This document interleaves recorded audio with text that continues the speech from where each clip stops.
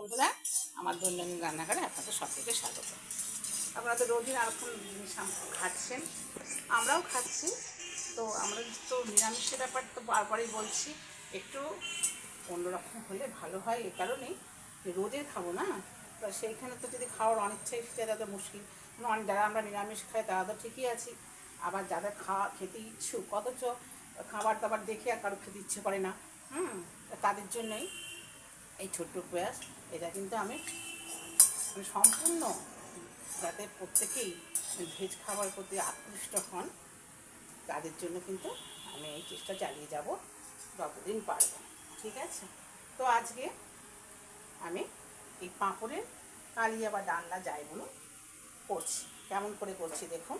এই যে বড় পাঁপড়ের একটু মাধুরী পাঁপড়গুলো আছে না, এগুলো একটু ভালো শুনেছি, হয়তো আরও অন্যান্য কোম্পানির ভালো, তা আমি এটা ইউজ করছি আর তাই আপনাদের দেখাচ্ছি। এটাকে অর্ধেক করে নিয়েছি, কেমন? এবার কিন্তু একটু জলে ভিজিয়ে নেব, ঠান্ডা জলে অবশ্যই, নিয়ে এরকম করে মুড়ে নেব। ঠিক আছে?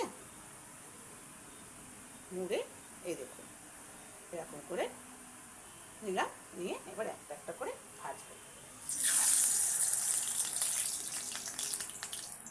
এই যে ভাতটা আবার আমি দেখাচ্ছি, এই দেখুন জলে ভিজিয়ে নিচ্ছি।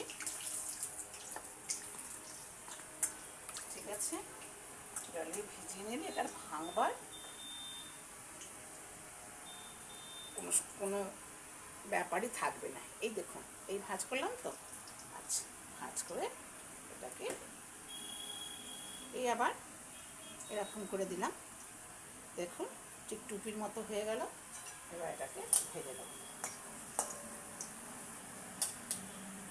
ঠিক আছে? এইভাবে একটা একটা করে ভেজে নেব। ঠিক আছে? এগুলো ভেজে নিয়ে আবার আসছি। হ্যাঁ বন্ধুরা, যে কটা ভেজে নিয়েছি, আবারও আমি যদি ভুলে যান আবার একটা দেখিয়ে দিচ্ছি, কেমন? এই যে এটা ভিজিয়ে নিলাম, নিয়ে এই মুড়লাম। ঠিক আছে?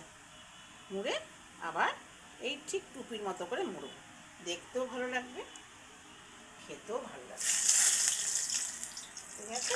দেখতে পাচ্ছেন তো? দেখুন একদম ঠিক টুপির মতো বা টোপরের মতো হয়ে গেল। কতগুলো জিনিস কী বলুন তো, দেখার উপরও না খেতে ইচ্ছে করে। এই জন্যই এগুলো আর কি একটু ঘুরিয়ে ঘুরিয়ে দেখাচ্ছি আমি। হয়তো আপনারা এরকম আমি যেভাবে করছি এরকম দেখেছেন কিনা জানি না, আমি এইভাবে করছি আপনাদের তাই দেখাচ্ছি। যদি আপনাদের ভালো লাগে অবশ্যই কিন্তু আমার চ্যানেলটাকে সাবস্ক্রাইব করে দেবেন আর কমেন্টে জানাবেন কেমন লাগবে। কেমন? ঠিক আছে, এই দেখুন তাহলে আমার এটা ভাজা হয়ে গেল।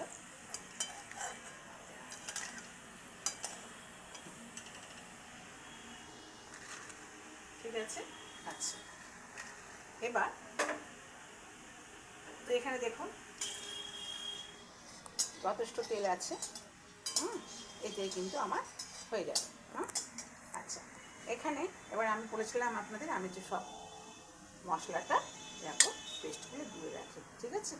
এখানে হলুদ, জিরে, লঙ্কা, ধনে, চিনি এবং এইটা অনুযায়ী একটু নুনও কিন্তু দেওয়া আছে। আচ্ছা এবার আমি এটার মধ্যেই হিংটা দিয়ে দিয়েছি, যেহেতু এখানে কষবো। আপনি এখানে যদি নাও দেন কোনো অসুবিধা নেই, এখানে দিতে পারেন। হ্যাঁ, আর একটু টমেটোগুলোকে আমি একটু কুচি কুচি করে এর মধ্যে রেখে দিয়েছি, আর মশলার সঙ্গে একটুখানি টমেটো দিয়ে দিয়েছিলাম। ঠিক আছে?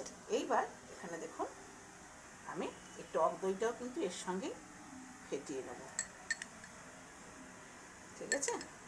যেমন আপনার জিনিস আপনি সেইভাবে টক দইটা কিন্তু মেশাবেন, পরিমাণটা কিন্তু মেন। ঠিক আছে? যেরকম জিনিস ঠিক সেইভাবে কিন্তু মেশাবেন। ঠিক আছে? আমি আমার মতো করে নিলাম, এই 4 চামচের 3.5 চামচ মতো হবে। ঠিক আছে? এবার আমি এটা আস্তে করে তেলে দিয়ে দিলাম। সাবধানে দেবেন, কেননা জল তো আর তেলও, একটু সাবধানে দেবেন। দেখুন এবার কিন্তু আমার এটা ভালো করে কষতে হবে যাতে তেলটা ছেড়ে আসে। এইবার আমি কিন্তু এখানে দেখুন এই আলুগুলোকে হালকা করে ভেজে রেখেছি, এইবার এই মশলাটার মধ্যে এগুলো দিয়ে দেবো। দিলে কী হবে, এই যেটা করে নাও উদ্দেশ্য এইটা, ভেজে তারপর যদি মশলা দেন তাহলে কিন্তু ভালো করে অনেক সময় জিনিসটা আমাদের ঢোকে না, ঠিক আছে? তাহলে আমি এটা করে উপকার পাই তাই আপনাদের বলছি এবং করে দেখাচ্ছি। এই যে তাহলে আলুটা খুব হালকা করে ভাজবেন। এবার আলুটার মধ্যে এই আপনার সমস্ত ভাজা গ্রেভিটা আগে ঢুকে যাক, তারপর আপনি প্রয়োজন মতো করে একটু সামান্য আপনার যতটা প্রয়োজন মনে হবে আর কি দেবেন। এই আলুটা একটু দিলে কী হবে, তরকারিটা বাড়বেও আর খেতেও ভাল লাগবে। আর ওগুলো তো আপনার জলের মধ্যে শুধু করলেও হবে, মানে আপনার শুধু পাঁপড়ের কালিয়া হবে, কিন্তু আপনার আনাজটা একটু দিলে কী হয়, এখানে আমি শুধু আলুই ব্যবহার করেছি। আপনি যদি মনে করেন ওর সঙ্গে ফুলকপি দেবেন তাহলে কিন্তু হবে, কোনোটাতে অসুবিধে কিছু হবে না। তো আমি আজকে শুধু আলু দিয়েই করলাম। তো এবার দেখুন এটা না একটু ভালো করে ফুটে আসলেই আমি আবার আপনাকে দেখাচ্ছি। হ্যাঁ, হ্যালো বন্ধুরা, এই দেখুন আমার এটা বেশ শুকিয়ে এসছে না? এবার একটু উষ্ণ গরম জল, কেমন এই জল একটু উষ্ণ গরম জল করে রেখেছি। এবার এটা একটুখানি প্রয়োজন মতো দিয়ে দিতে হবে। কেন বলুন তো, একটু জলটা লাগবে এই কারণেই, এই যে পাঁপড়গুলো দেবো না, সব জল কিন্তু টেনে নেবে।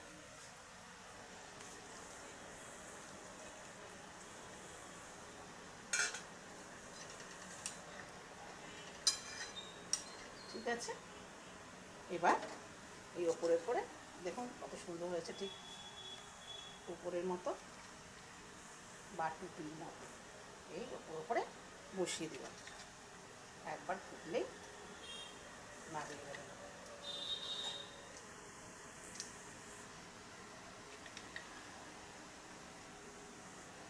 ঠিক আছে, একবার ফুটলেই নামিয়ে নেওয়া যাবে। কেমন,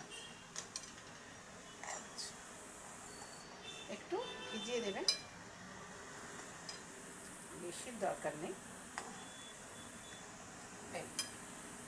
ঠিক আছে, এবার একটু ওপর দিয়ে ঘি গরম মশলা দিয়ে দিতেই পারে।